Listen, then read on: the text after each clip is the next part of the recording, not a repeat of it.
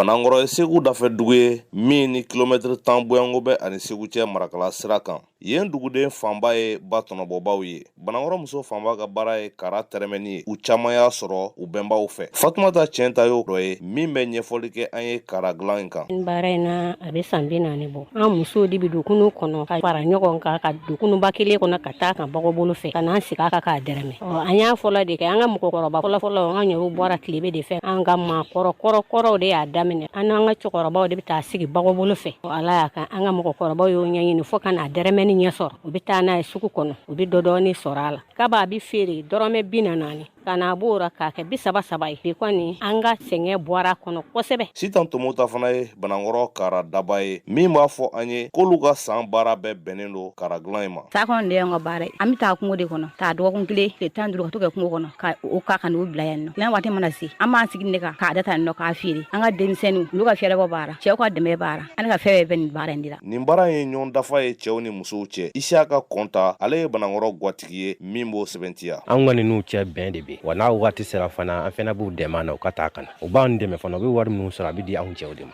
Parce que a bɛ don to la a bɛ don nan. Bon u b'a don dumuniw ni fɛnw na an b'u dɛmɛ. Dɔw cɛw tɛ sɔn dɔw cɛw bɛ sɔn mais n'a waati sera hali ni cɛ bana bɛ tila ka sɔn parce que a bɛ dɛmɛ seliw ni fɛnw na. Bon cɛ caman bɛ yen muso jɔlen n'u ye k'a sababu kɛ nin karata ko ye. Baara bɛɛ n'a gɛlɛya don Sitan Tomota. Baara foyi t'anw kɔni bolo yan a t'an ka dépense a t'a bɔ. N kɔni b'a kɛ dɔrɔn baara t'an bolo yan n b'a kɛ ka da o de kan. Ne k'a fɔ a b'an dɛmɛ k'an ka dépense bɛɛ kɛ a t'a bɛɛ kɛ Ala ko tiɲɛ.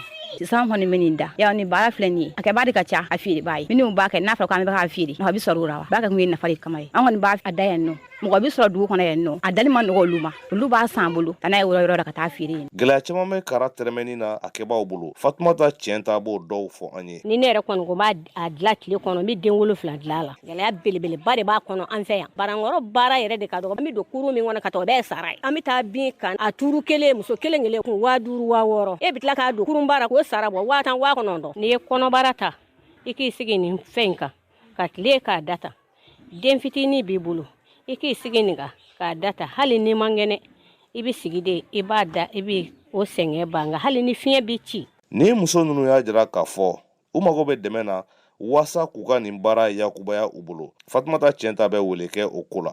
Kunun belebeleba ni anw b'o sɔrɔ ani anw bi mɔbili sɔrɔ an yɛrɛ kolo la an bɛ se ka mɔgɔ fara ɲɔgɔn kan mɔbili min bɛ se k'a cɛ ka taa feere ka sɔrɔ ka na wari di anw ma an bɛ se ka hali bange sigi ara gɛlɛya b'an kan nka an b'a kelen kelen feere bi 200 Kara jɔda ka bon kosɛbɛ a bɛ mago caman ɲɛ maaw ye wa agroécologiste dɔw fana y'a jira k'a fɔ ko nin jɔyɔrɔ ka bon kosɛbɛ waati bayɛlɛma kɔlɔlɔ kunbɛliw la. Jeni Albert VOA Bambara tɔgɔ la ka bɔ Segu.